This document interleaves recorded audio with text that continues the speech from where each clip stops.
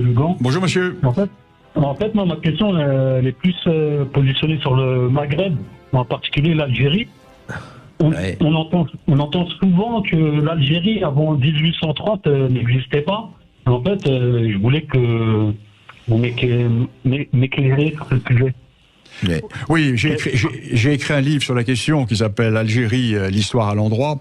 J'explique, vous voyez, le grand paradoxe, c'est qu'en Algérie, nous avons eu des principautés brillantes.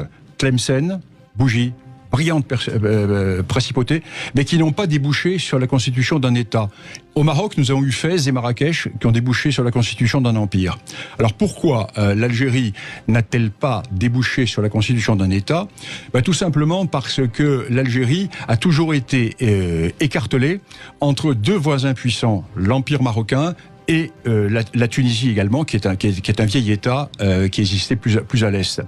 Et l'Algérie est passée ensuite directement sous la colonisation turque au XVIe siècle, jusqu'en 1830, et après sous la colonisation française. Et c'est la France qui a créé l'Algérie.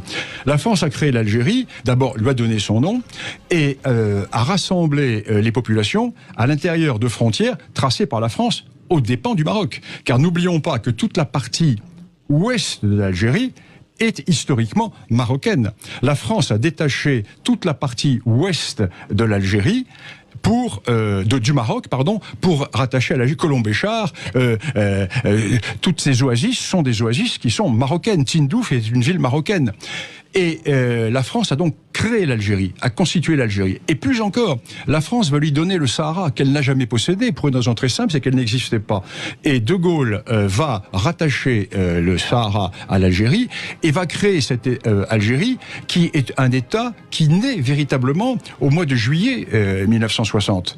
C'est le grand problème du Maroc et de l'Algérie, le grand problème de l'opposition entre ce vieil État marocain millénaire qui existe. Savez-vous que quand Hugues Capet est élu roi de France, au 987. Et quand Hugues Capet est élu roi de France, la monarchie marocaine existe depuis 2 siècles.